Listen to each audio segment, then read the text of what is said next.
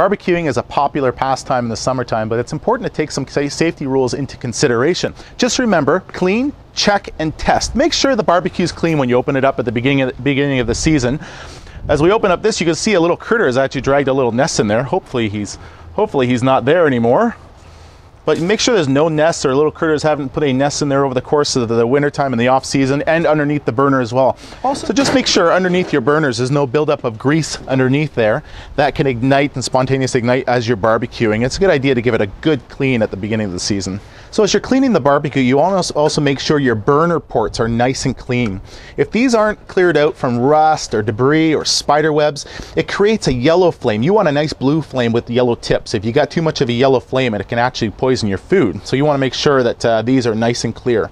As well, people forget about the venturis that make their way to the burner. You want to make sure there's no buildup of any spiders in here or critters in here or spider webs. You want to make sure these are absolutely clear as well. So the next rule is check. You want to check to make sure your barbecue is on a non-combustible surface. You can see here we have a cement patio, but if you absolutely have to put it on your deck, just make sure you have you purchase a non-combustible surface that you can put underneath the barbecue. That way, if any grease drips down, it's not going to catch your deck on fire.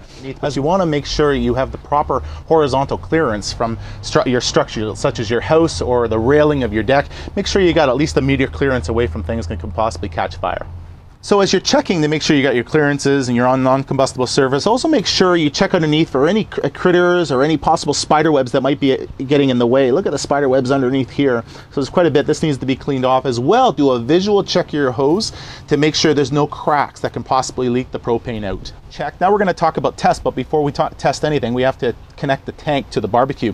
Some people actually leave the barbecue on the ground and connect the hose down here. It's not a good idea. You should always connect the tank to the barbecue first, and then connect the hose. That way you're not pulling the barbecue away and possibly damaging the hose. So at this point, we're going to connect to the propane tank.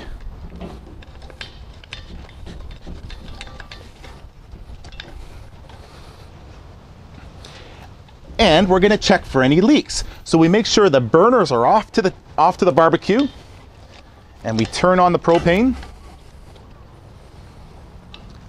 And you shouldn't hear any leaks at all. And now we're basically testing now. You're going to take a 50-50 solution, water and soap, and just paint the hose up and down, looking for leaks. And on the valve as well. And look for any visible bubbling. If there's no bubbling, your hose is still fine and doesn't need replacing. The most important thing is to make sure your lid is open. You want to make sure there's no chance of building up propane within the lid. If you keep your lid closed and you light your barbecue, the propane can actually build up in there and blow the top off your barbecue, which isn't good. So now that the top is open to the barbecue, the next step is opening up your propane. You've already tested the hoses to make sure there's no leak. When you open up your propane tank, you don't need to open it up completely full. All you really need is a quarter to a half turn to open up your propane. That's going to deliver enough propane to your barbecue. So lid is open, propane is on. Turn on one of your dials, just low to medium. And if you've got a nice igniter, this always works really nicely. Once one side's lit, then you can start the other one. If you don't have an igniter, your igniter isn't working and you're using a barbecue lighter, it's important to realize that there's lighter fluid in here. Don't leave this around the barbecue. Make sure there's absolutely no combustibles around the barbecue that can start fire. So you leave this close to the barbecue, it can possibly ignite. And we just had a situation in Barrie where the barbecue lighter ignited and the lighter fluid went down to the deck and caught the deck on fire. So now that we're done grilling, it's time to shut her down. Make sure your lid is up during this process.